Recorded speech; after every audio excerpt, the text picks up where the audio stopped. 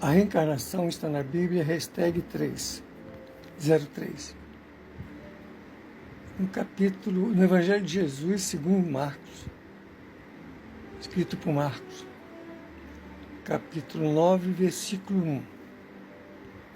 Disse Jesus: em verdade vos digo que, dos que aqui estão, ele estava falando com aqueles presentes ali,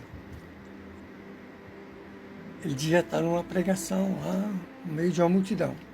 Alguns há que de modo nenhum provarão a morte até que vejam o reino de Deus já chegando com poder. O que ele está dizendo aí?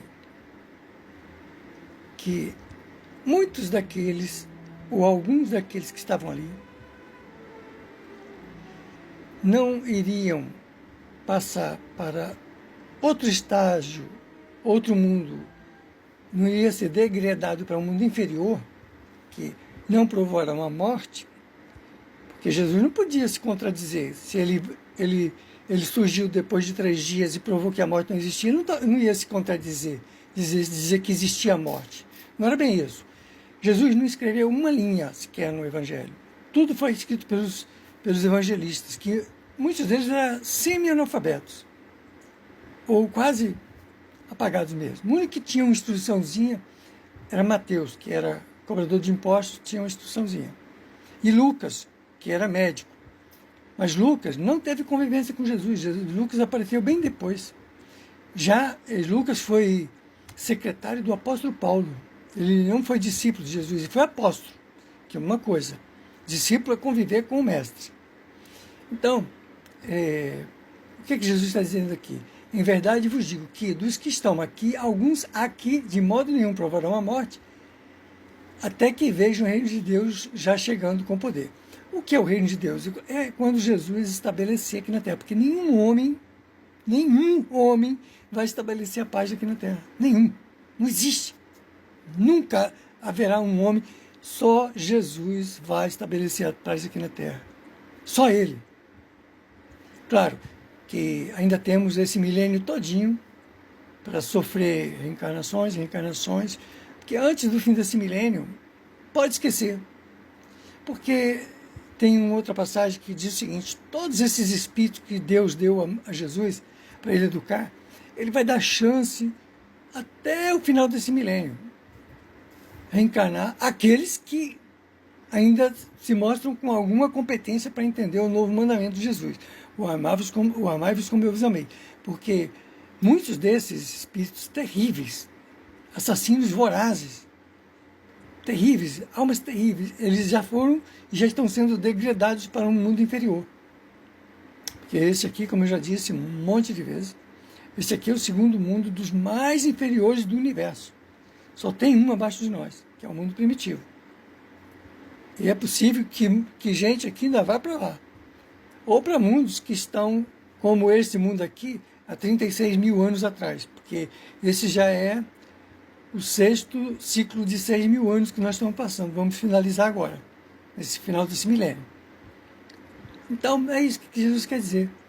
Que alguns há ali, né, que antes de ver Jesus surgir aqui, eles não iam ser degradados, eles iam ficar aqui para se envergonhar do que fizeram com tudo que Jesus deixou para a gente aqui.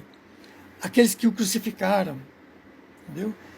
Tem gente aí que já reencarnou muitas vezes e ainda estão aí, gente importante, mas estão sofrendo o pão que o diabo amassou. Porque fizeram miséria com Jesus e com o seu evangelho. Mas eles vão ver Jesus voltar com poder e glória. Claro que Jesus não vai voltar mais como um homem, como nós, assim, com aparência humana, que Jesus nunca teve corpo de homem, era corpo fluídico.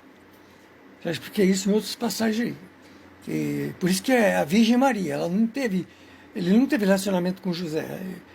Tem até o caso lá que José queria até abandonar ela, mas o anjo falou: não, cara, não abandona não, porque isso aí é obra de Deus e você não é maluco de fazer um negócio desse. Aí ele: não, então tá bom. Aí segurou a onda dele lá.